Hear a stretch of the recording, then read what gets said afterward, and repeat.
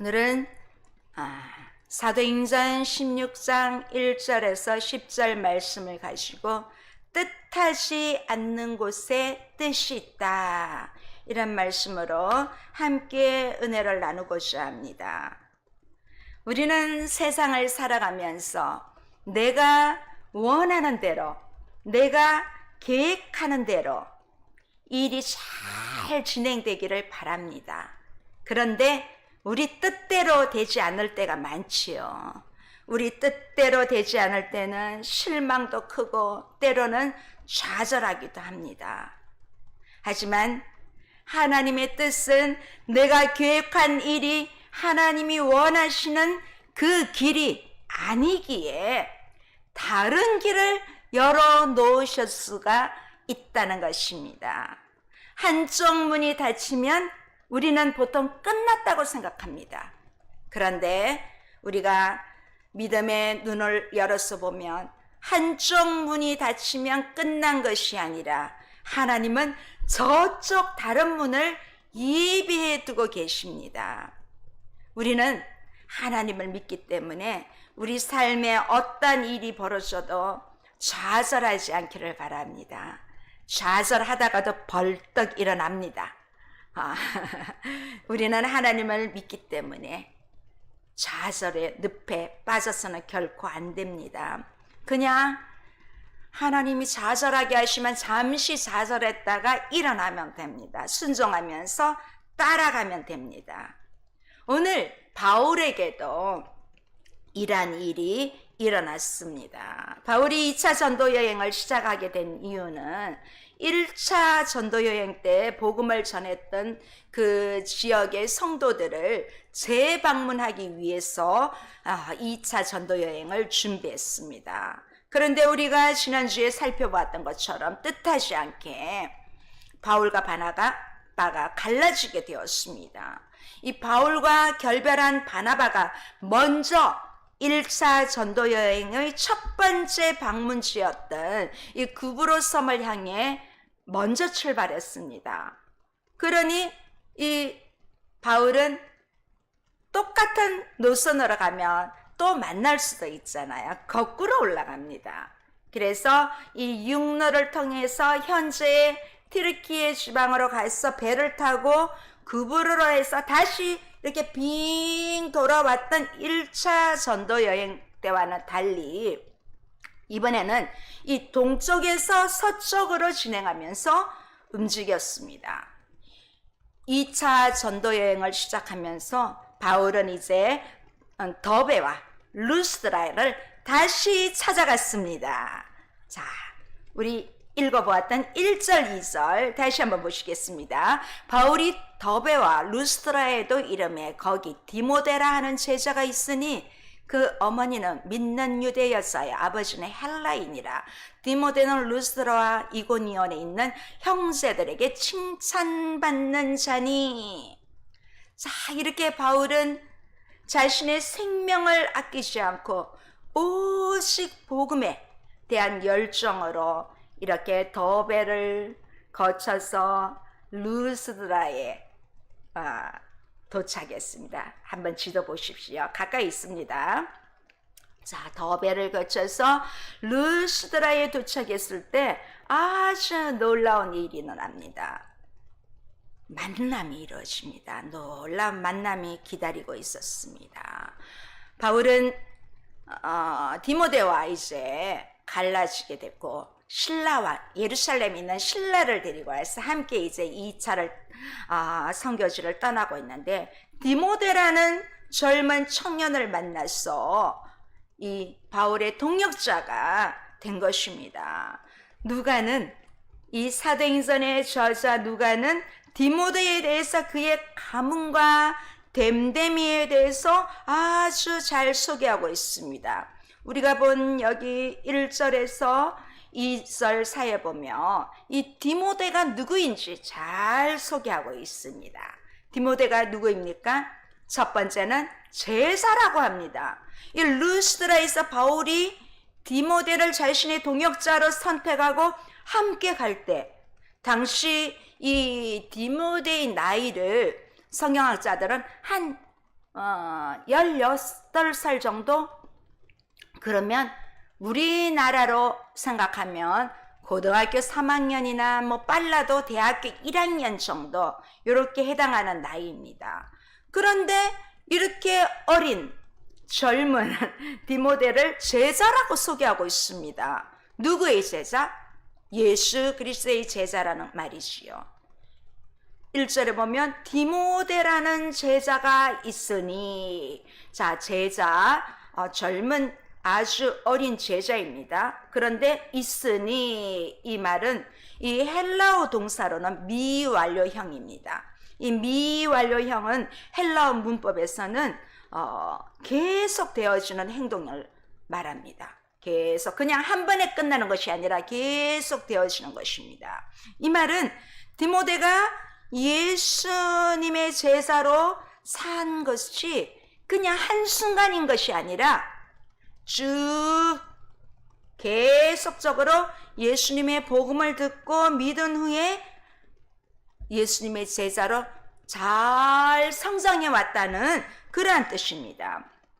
이 루스드라 지역은 바울과 바나바가 첫 번째 선교 여행 때 복음이 전해진 곳입니다. 이 루스드라에 살고 있던 디모데도 그때 복음을 듣고 예수님을 영접하고 그리스도인으로 된 것으로 봅니다. 당시 이 루스드라에서 바울이 복음을 전할 때 어떤 일이 일어났습니까? 이 유대인들의 선동으로 돌로 맞아 쓰러지고 끌려서 성 밖으로 내팽겨졌잖아요. 죽은 줄 알았는데 극적으로 진짜 부활한 것입니다. 살아났습니다. 아마 디모데가 그때 이 광경을 보았을 것이라고 그렇게 생각이 됩니다. 목격한 거예요. 그래서 이 젊은 디모데는 복음을 위해서 살면 저렇게 목숨도 아끼지 않고 목숨을 담보로 해야 되는구나 하는 것까지 이 바울을 통해서 배운 것입니다. 자, 그럼에도 불구하고 이 목숨을 담보로 하는 이 복음을 듣고 난 뒤에, 보고 난 뒤에 디모데는 신실한 그리스도인이 되었고 주님의 제자로 지금까지 살아온 것입니다. 또 디모데는 누구라고 합니까? 소개하기를 디모데는 유대인 어머니와 헬라인 아버지의 아들이다, 그렇게 소개하고 있습니다. 이 디모데를 설명하면서 아버지보다 먼저 어머니가 믿는 유대인 여자라고 강조하는 것에 또 의미가 있습니다. 이 유대도 우리나라처럼 좀 가부장적인 그런 제도가 많이 있습니다. 아버지를 먼저 말하고 보통 그 다음이 어머니를 말하는데, 우리도 보면 아버지의 성을 따르지 않습니까? 이 가족성을, 엄마의 성을 따르는 경우도 있지만은 대체적으로 우리나라는 아버지의 성을 따릅니다. 그런데 오늘 이렇게 아버지를 뒤로 하는 거 보면 이미 어쩌면 아버지가 세상을 떠난 그러한 의미도 있을 것 같습니다. 이 디모데가 믿는 유대 여자의 아들이라고 할 때 그냥 이 믿는 것은 유대 신앙이 아니라 유대교 신앙이 아니라 예수 그리스도를 믿는 신앙, 그 진짜 신앙을 의미합니다.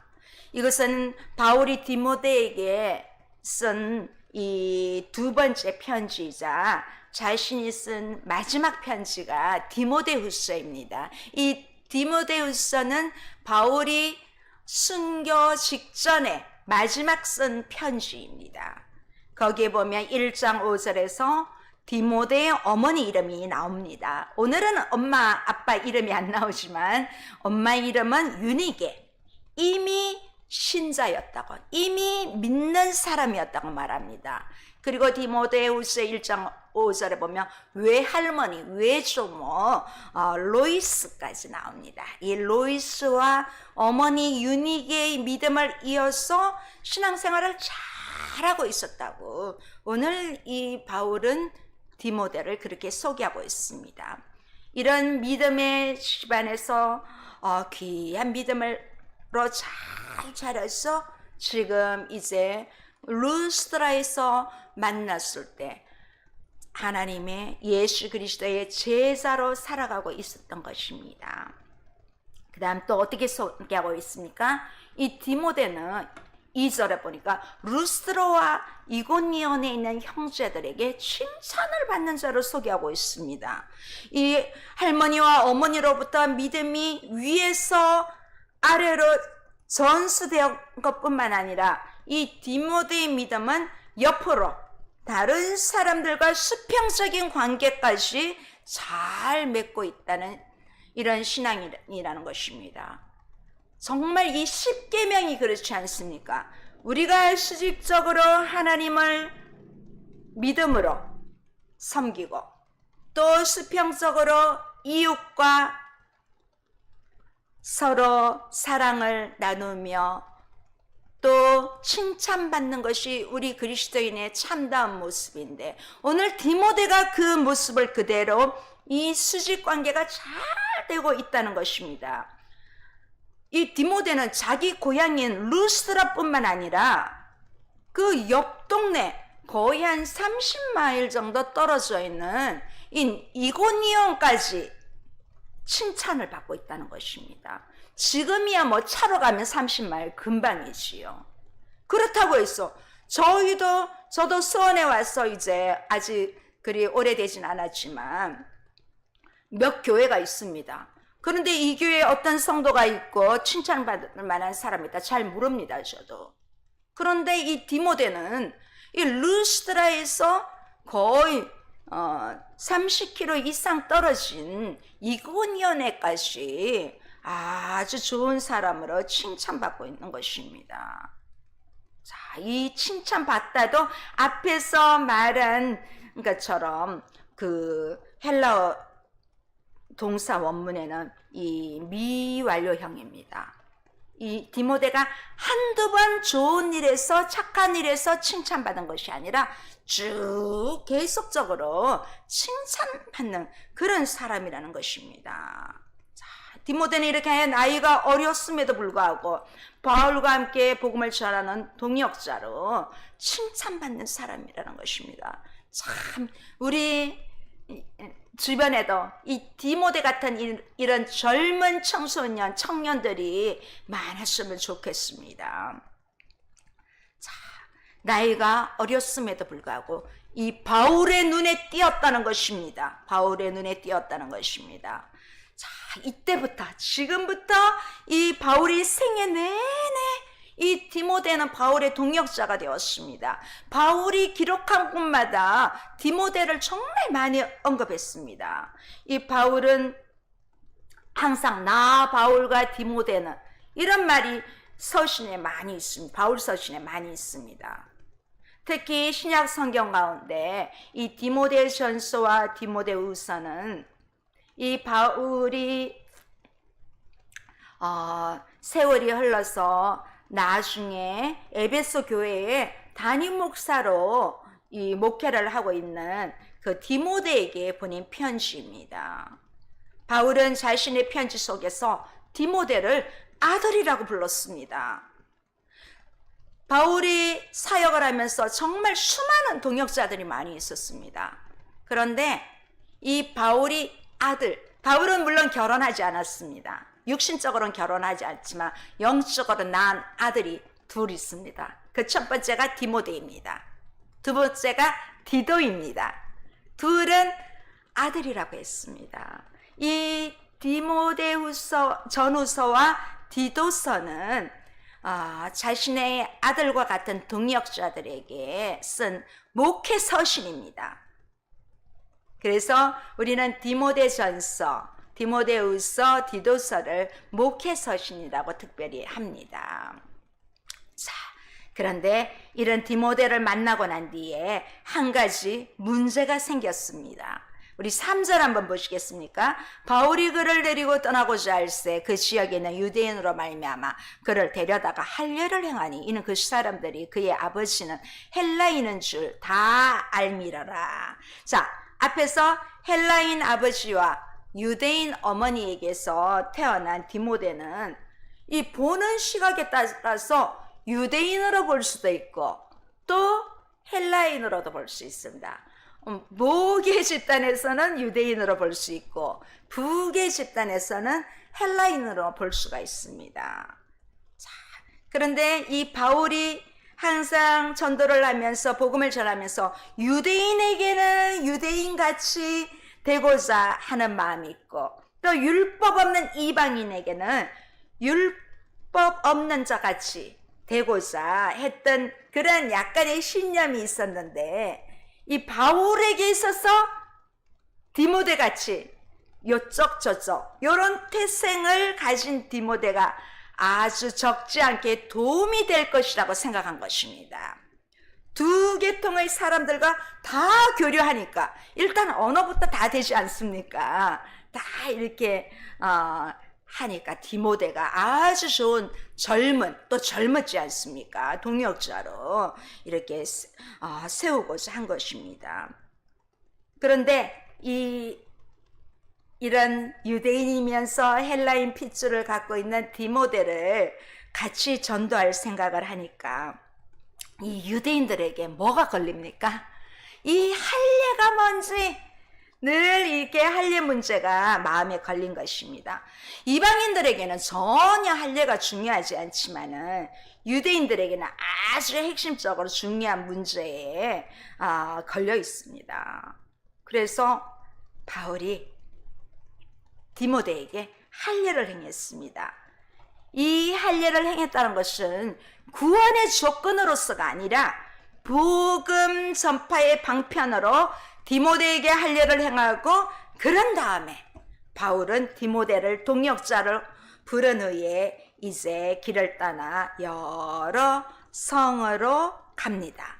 우리 4절 5절 한번 보시겠습니다. 여러 성으로 다녀갈 때 예루살렘에 있는 사도와 장로들이 작정한 규례를 그들에게 주어 지키게 하니 이에 여러 교회가 믿음이 더 굳건해지고 수가 날마다 늘어가니라. 자, 바울 일행이 처음에는 바울과 실라만 떠났지 않습니까?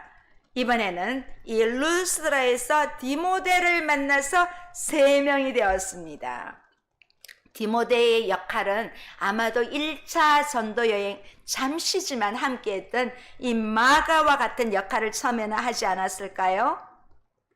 이제 이 3사람은 계속 서쪽을 향해 나아갑니다.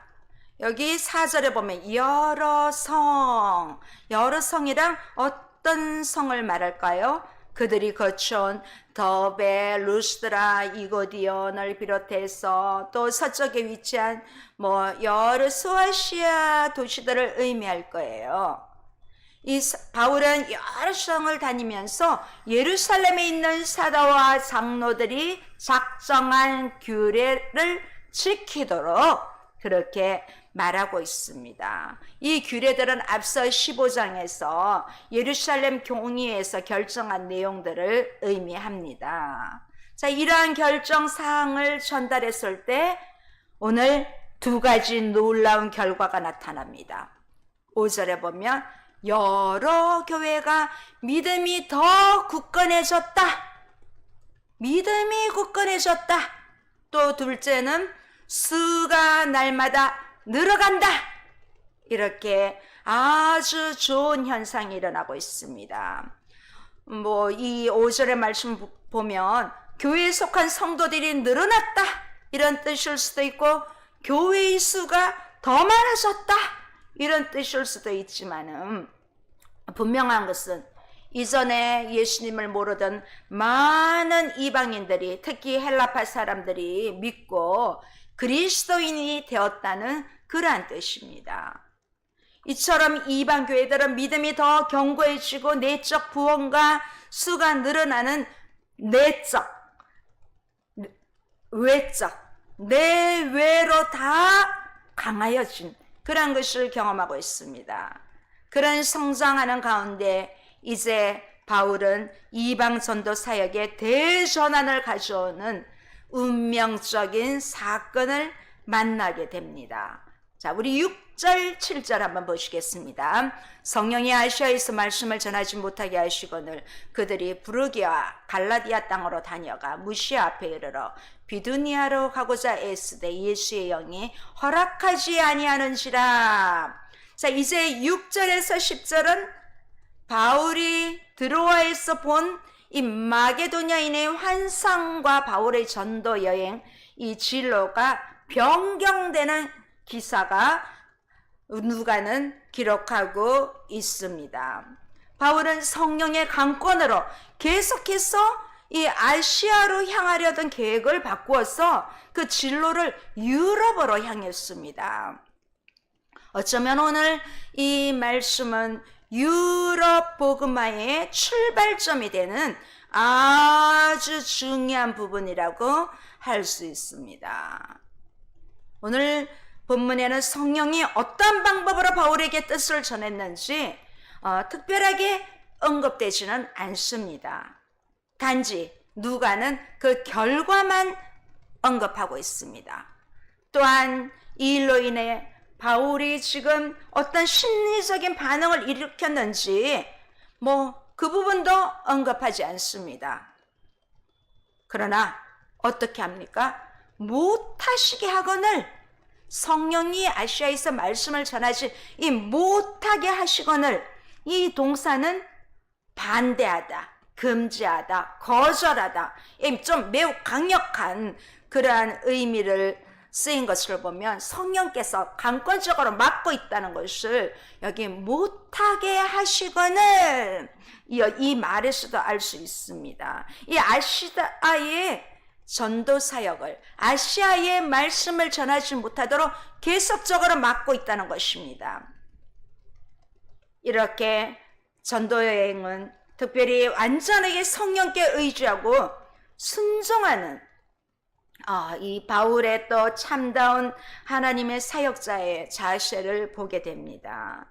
우리가 오늘날도 많은 선교사가 선교 지역을 이렇게 어느 지역으로 갈까 택하는 문제, 또 교회에서도 선교사를 파송할 때는 어떻게 하나, 이런 것들이 다 이렇게 그냥 우리 생각대로 안 하면 됩니다. 성령이 인도하는 대로 하면 된다는 여기 답이 있습니다. 성경에 답이 있습니다. 자, 이렇게 바울은 이 튀르키예, 아시아 중에 이 튀르키예에서 복음 전도에 성공을 했기 때문에 계속 이 튀르키예가 엄청 넓지 않습니까? 여기에서 사역을 2차 전도도 1차 때처럼 똑같이 하고 싶은데 성령께서 막는다는 것입니다. 이 바울은 부르기아 보이시죠? 이 부르기아는 우리 1차에 봤던 비시디아 안디옥에서 가깝습니다. 예, 비시디아 안디옥에서 가까워요. 자, 그리고 이미 갈라디아를 통과했습니다. 그리고 서쪽에 있는 이 무시아 보이시죠? 이 무시아를 향하다가 거기서 북쪽에 있는 비두니아. 자, 비두니아 보이시죠? 이 비두니아로 가기를 원했는데 성령께서 그 길을 허락지 않고 막으십니다. 왜 성령께서는 바울이 계속적으로 서쪽으로 나아가기를 원하셨겠습니까? 결국은 어디에 도착하게 됩니까? 자, 8절. 무시아를 지나 드로아로 내려가는데, 자, 이 무시아는 지금의 튀르키예, 이 서쪽에서 북쪽인 비드니아로 내려가는 길을 막으시는 것입니다. 바울은 그쪽을 가기를 원했습니다. 자, 저 서쪽 끝에 있는 유럽을 바라보는 항구 도시인 이 드로아로 가는 것은 막지 않으셨습니다.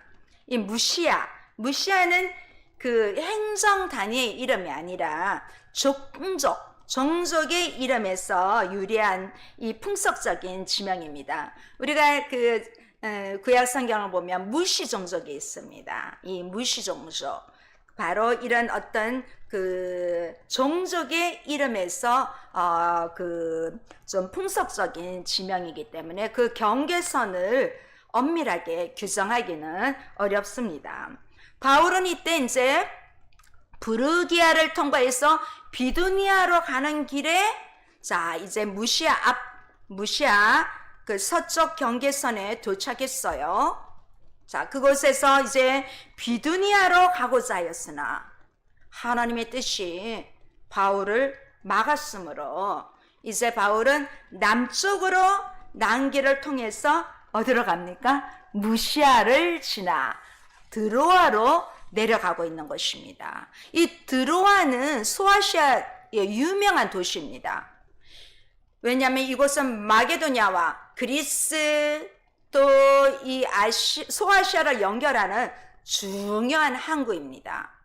바울은 이제 2차에서 3차로 전도여행에 갈 때도 이곳을 다시 한번 방문을 합니다. 여기서 우리 바울 일행이 아시아에서 유럽으로 가는 하나의 관문인 이 드로아로 도착했다는 것은 우리에게 이미 우리는 성경을 다 봐서 알고 있지만 그 시대를 기점으로 했을 때 우리 독자들이 성령께서 바울을 아시아를 넘어서 유럽 지역의 복음화를 위한 도구로 쓰시고자 하는 것을 이 암시해 주고 있다는 것을 우리가 받게 되는 것입니다. 바울은 이제 아시아에서 전도하려는 자신의 뜻을 접고 이곳에서 이제 하나님의 뜻을 기다리고 있을 때 하나님께서 환상을 통해서 유럽으로 인도해 주십니다. 바울이 이 복음 전도에 대한 얼마나 열정이 있었냐면 생명을 건 열정을 가지고 있었기 때문에 앞으로 전도하는 일마다 순석하게 다 그렇게 순조롭게 풀릴 줄 알았는데 아니 복음의 생명 건 사람인데도 하나님께서 그 길을 막는다는 것입니다. 막는 것이지만 막는다는 것이 아니라는 것입니다. 자, 복음을 위해서라면 생명까지 아끼지 않는 그러한 사람입니다. 알잖아요. 돌에 맞아 거의 죽게 된 사람입니다. 그런데도 복음을 위하여 힘차게 나아감에도 불구하고 가는 곳마다 막으셔서 실패하게 됩니다. 우리가 앞서 본 6절 성령이 아시아에서 말씀을 전하지 못하게 하시거늘 또 7절 예수의 영이 허락하지 아니하는지라.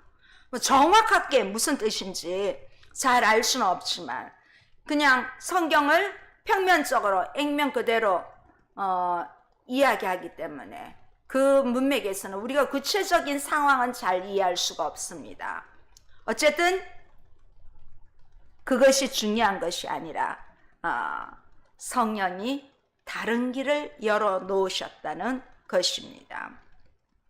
자, 우리도 마찬가지입니다. 우리가 열심히 주님의 뜻대로 바르게 하더라도 안 될 때가 있습니다. 열심히 예배드리고 열심히 예물도 드리고 예배에 오고 전도도 하고 하는데 내가 하나님을 위해서 주님의 사역을 위해서 이렇게까지 하는데 왜 이렇게 안 될까? 네, 저도 그런 생각한 적이 있습니다. 그런데 때로는 성령께서는 우리의 의도와는 전혀 다른 뜻과 계획을 가지고 계실 수도 있다는 것을 우리가 인정해야 합니다. 저는 오늘 이 말씀을 준비하면서 얼마나 저에게 큰 힘이 되었는지 모릅니다. 내 생각과 나의 의도와 내 계획과는 전혀 다르게 하나님은 생각하고 있다는 것을 다시 한번 말씀을 통하여 저에게 메시지를 주셨습니다. 성령께서는 바울이 이 아시아 트리키에 지역에서 복음 전하는 것을 막으셨지만 사실은 영원히 막은 것이 아닙니다. 여기에 이름은 나오지 않았지만 베드로가 간 기록도 있습니다. 자, 그래서 이 비두니아로 가는 길을 허락하지 않으신 것입니다. 결국 바울 일행은 무시아를 지나 드로아로 내려가게 됩니다. 드로아에 도착한 바울은 이제 한 사건을 만나게 됩니다. 그것은 밤에 바울에게 환상이 보인 것입니다. 우리 9절 한번 보시겠습니다. 밤의 환상이 바울에게 보이니 마게도냐 사람 하나가 서서 그에게 청하여 이르되 마게도냐로 건너와서 우리를 도우라 하거늘. 자, 바울 일행이 아시아에서 전도를 뒤로 미루고 유럽 전도에 나서는 계기가 된 결정적인 사건이 기록되어 있습니다. 바로 바울에게 보이는 환상입니다. 이 사건이 일어난 때는 바울 일행이 어디로 내려갔습니까? 드로아로 내려간 바로 그날 밤으로 알 수 있습니다. 그날 밤에 환상이 바울에게 보였습니다. 우리 성경에 보면 환상이 보일 때가 있습니다. 베드로에게도 환상을 보여주셨고, 이 환상은 하나님의 뜻을 알리기 위한 하나님의 계시의 수단으로 사용되었습니다. 그래서 이 환상을 그냥 단순한 상상이나 이 착시현상처럼 그렇게 생각하면 안 됩니다. 이 바울에게 나타난 이 환상 가운데 나타난 사람은 바로 마게도냐 사람이었습니다. 이 마게도냐는 소아시아의 이 서단인 그 드로아에서 에게해 건너는 위치, 그 발칸반도 지역입니다. 여기 가고 싶은 못 갔습니다. 네, 지구가 6대주로 나눠지지 않습니까? 그럼 여기는 아시아가 아니라 유럽 지역인 것입니다. 따라서 이 바울에게 보이는 환상은 유럽으로 건너와서 복음을 전하라는 그런 결론적인 환상입니다. 이 환상을 통해서 바울 일행은 이제 본격적인 유럽 선교의 길을 가게 됩니다. 하나님이 복음을 갈급해하는 마게도냐 사람들의 마음을 어떤 한 사람의 마음을 담아 바울의 환상으로 보여주었던 것으로 봅니다. 자, 이렇게 환상 중에 나타난 마게도냐 사람 하나는 바울이 복음으로 도와야 할 그러한 대상임을 나가 아닌 우리를 도우라 이렇게 말하고 있습니다. 자, 이렇게 바로 앞에서도 언급한 바와 같이 이 사람은 복음을 필요로 하고 있는 이 마게도냐 사람들을 대표적으로 상징하는 인물이 그 한 사람임을 보여주고 있습니다. 하나님께서 바울의 눈을 열어주지 않았다면 어떻게 됐을까요? 바울에게 2차, 3차는 없을 것입니다. 2차도 여기까지 1차와 똑같은 지역이었을 것입니다. 바울의 눈을 열어주셔서 이제 평생 아시아에만 머물 바울을 유럽 선교의 문을 열어주셨습니다. 이렇게 유럽 선교의 문은 전적으로 바울의 계획이 아니라 하나님의 뜻하신 바에 따라서 하나님의 주도적인 계획과 인도하심이 그 계획 아래 이루어졌다는 것입니다. 우리를 도우라. 이 우리를 도우라 이 말에는 정말 그 어떤 울음 섞인 호소랄까요? 그런 소리를 바울이 환상 중에 알았던 것입니다. 이 시대에도 이 마게도냐 사람처럼 우리 주변에도 애절하게 외치는 영혼들이 많이 있습니다. 바울이 환상을 보았을 때 이제 바울 일행은 즉시 마게도냐로 떠나려고 시도하고 있습니다. 우리 10절 한번 보시겠습니다. 바울이 그 환상을 보았을 때 우리가 곧 마게도냐로 떠나기를 힘쓰니 이나 하나님이 저 사람들에게 복음을 전하라고 우리를 부르신 줄로 인정함이로라. 자, 이 마게도냐인의 환상을 보자마자 바울 일행이 한마음이 되어서 그 자리에서 마게도냐로 떠날 것을 결심했다는 사실을 보여주고 있습니다.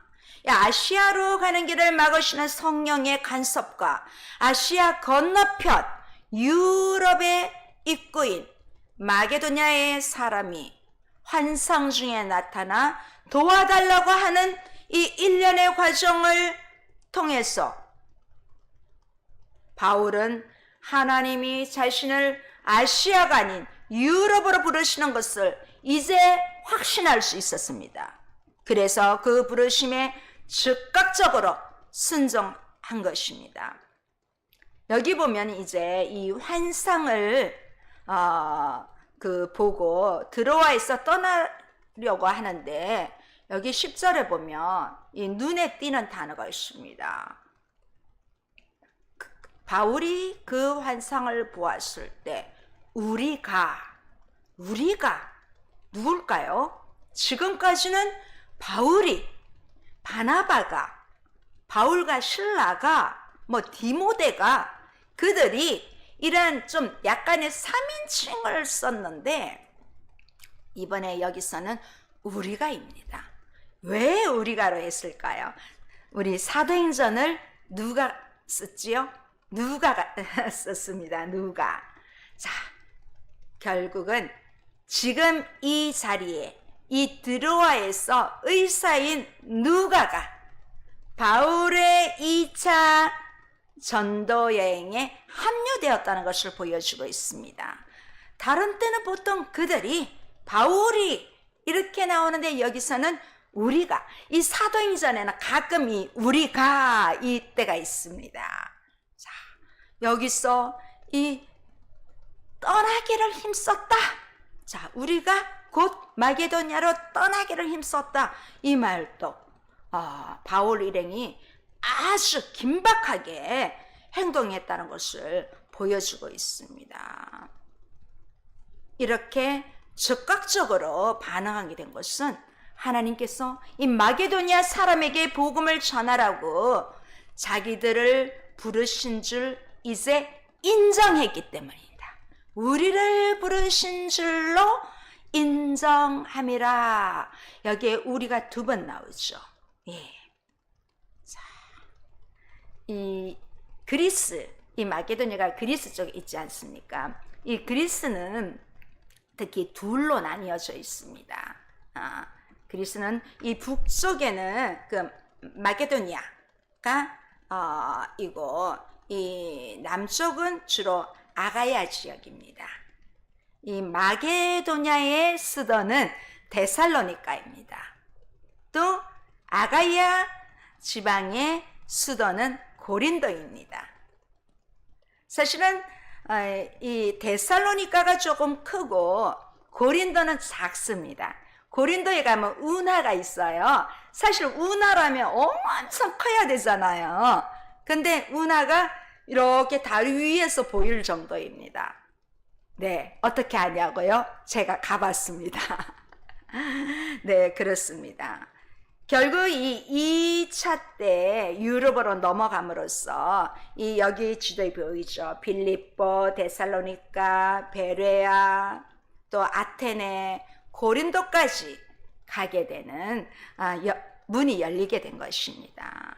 자, 이렇게 된 것은 하나님이 자기들을 부르신 줄로 인정했기 때문이라고 합니다.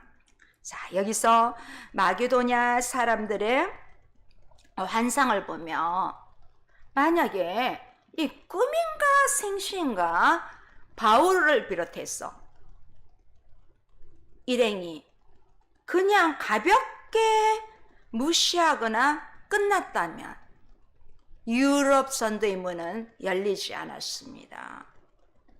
하지만 이 바울과 그의 동역자들은 이 환상을 제대로 해석한 것입니다. 왜 그동안 아시아로 가려고 하면 이 길 막으시고 저 길 막으시고 왜 막으셨다는 것이 이제서야 풀린 것입니다. 바울은 그냥 아시아만 순회하면서 전하려고 했는데 하나님은 여기서만 하지 말고 유럽으로 나가라고 하시는 넓은 뜻이 있었습니다. 그래서 이 인정하다, 원래는 이제 1인칭 복수지만은 여기서는 바울만 인정한 것이 아니라 우리가 여기 있는 사람들이 다 인정했다는 것입니다. 마게도냐 사람의 환상을 본 그 바울이 그 환상을 일행들에게 이야기했지 않습니까? 그냥 바울이 내가 본 것을 내가 결정한 것이 아니라 함께 있는 일행들에게 이 환상을 이야기를 했습니다. 자, 그래서 이 자기가 바울이 본 환상을 실라, 디모데, 누가에게 다 얘기했는데 이 네 사람이 바울이 본 환상에 대해서 자신들의 어떤 영성과 지성과 모든 것을 통해서 서로 주고받으며 의견을 주고받고 하면서 결론은 하나님께서 이 마게도냐 사람들에게 복음을 전하시려고 자신들을 부르고 계신다는 것을 이 네 사람이 다 인정했다는 것입니다. 그래서 이들은 함께 즉시 순종하여 마게도냐를 향해 길을 떠납니다. 오늘 이 말씀을 보면서 지금도 와서 우리를 도우라, 그런 사람들이 있습니다. 예수님을 모르는 분들은 이처럼 우리를 부르고 있습니다. 유럽에 있는 이쪽을 향하여 복음을 선포하기 위해서 아시아를 막은 그 성령의 음성이 오늘 바울 일행을 통하여 유럽의 관문을 열게 되었습니다. 지금도 세계 곳곳에 많은 영혼들이 우리를 향해 그렇게 외치고 있습니다. 와서 우리를 도우라. 네, 원래는 와서 우리를 도우라 할까 하다가 뜻하지 않는 것에 뜻이 있다고 메시지 제목을 바꿨는데요. 우리 주변에도 많은 VIP들이 와서 우리 좀 도와주세요 하고 말하고 있습니다. 그분들은 쉽게 교회에 자기 발로 들어오지 않습니다. 많지 않습니다.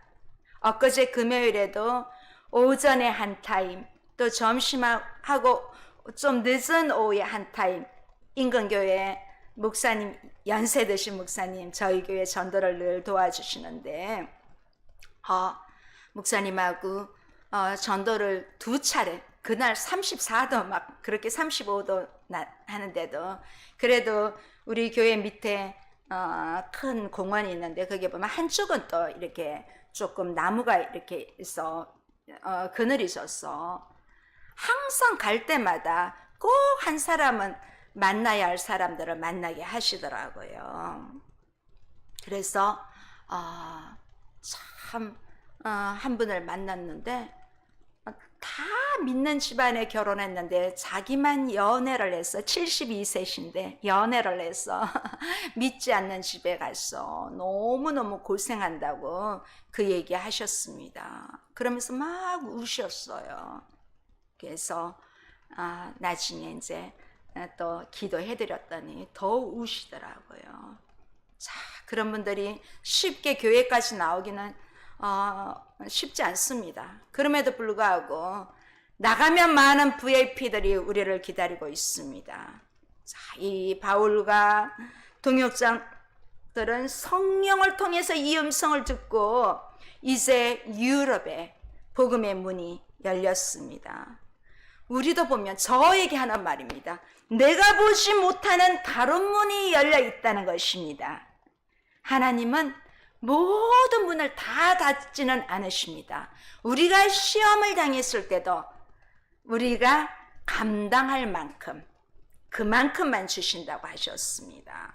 한 문이 닫혔다면 하나님은 내가 알지 못하는, 내가 지금 보고 있지 못하는 다른 문을 열어놓고 계신다는 것을 오늘 말씀을 통하여 저에게는 힘이 되고 위로가 되었습니다.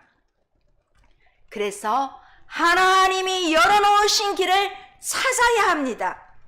왜냐하면 뜻하지 않는 곳에 뜻이 있습니다. 우리는 지금 국가적으로, 직장으로, 또 가정적으로, 개인적으로 여러 힘든 상황에 있습니다.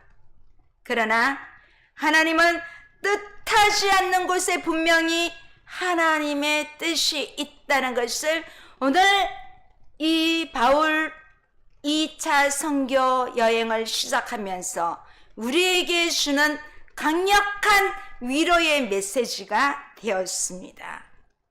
하나님의 뜻을 믿고 내가 지금 비록 힘든 상황에 있지만 내가 생각하지 못한 다른 문을 열어놓고 뜻하지 않는 곳에 하나님의 뜻이 있음을 저와 우리 모두에게 보여주심을 믿고 한 주 동안 또 무더운 더위가 폭염이 우리를 기다리고 있을 것입니다. 그런 가운데도 뜻하지 않는 곳에 하나님의 뜻이 있으므로 내가 힘들어하고 있을 때 다른 길을 예비해 놓으신 그 하나님을 의지하고 기대하며 나아가는 한 주가 되기를 주님의 이름으로 축복합니다. 기도하시겠습니다. 좋으신 우리 아버지